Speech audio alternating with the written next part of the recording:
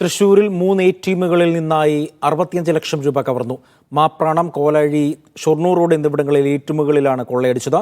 Gas cutter ഉപയോഗിച്ചാണ് 4 സംഘം കവർച്ച നടത്തിയത്. അഖിലുണ്ട് വിവരങ്ങൾ നൽകാൻ. അഖില, എന്താണ് വാർത്തയുടെ വിശദാംശം?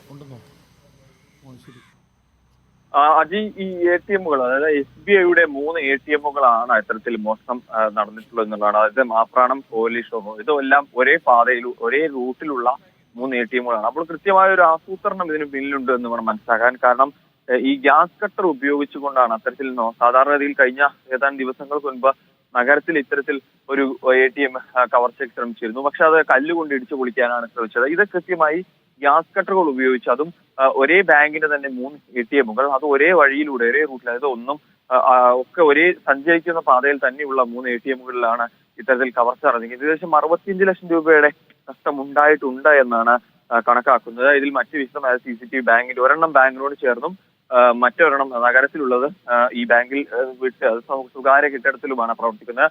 അതുകൊണ്ട് തന്നെ ഈ ബാങ്കിനോട് ചേർന്നുള്ളതിൽ CCTV ദൃശ്യങ്ങൾ അടക്കമുണ്ട്. അതെല്ലാം തന്നെ പരിശോധിക്കണം.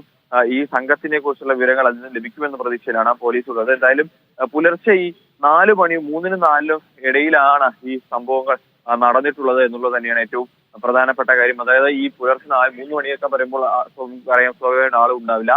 എന്നാൽ ഈ നഗരത്തിൽ നിന്നും നഗര പരിസരത്ത് തന്നെയാണ് ഈ ATM-കളൊക്കെ തന്നെ ഉള്ളത്. ഒന്ന് നഗര മധ്യത്തിലും മറ്റ് നഗരത്തിൽ നിന്നും ഈ പുറത്തേക്ക് പോകുന്ന ഷൊർണൂർ റൂട്ടിലേക്ക് പോകുന്ന വഴിയിലുമാണ് ഈ 3 ATM-കളും ഉള്ളത് എന്നുള്ളത് തന്നെയാണ്. എന്തായാലും ഇതര സംസ്ഥാന തൊഴിലാളികളായിട്ടുള്ള ഇതര സംസ്ഥാനക്കാരായിട്ടുള്ള മോഷ്ടാക്കളായിരിക്കാം ഇതിന് പിന്നിൽ എന്നാണ് എന്തായാലും പോലീസ് സംശയിക്കുന്നത്.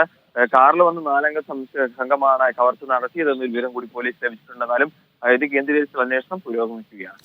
ശരി, അഖിലാണ് തൃശ്ശൂരിൽ നിന്നും വിവരങ്ങൾ നൽകിയത്. SBIയുടെ ATM-കൾ കേന്ദ്രീകരിച്ചാണ് വൻ മോഷണം നടന്നത്.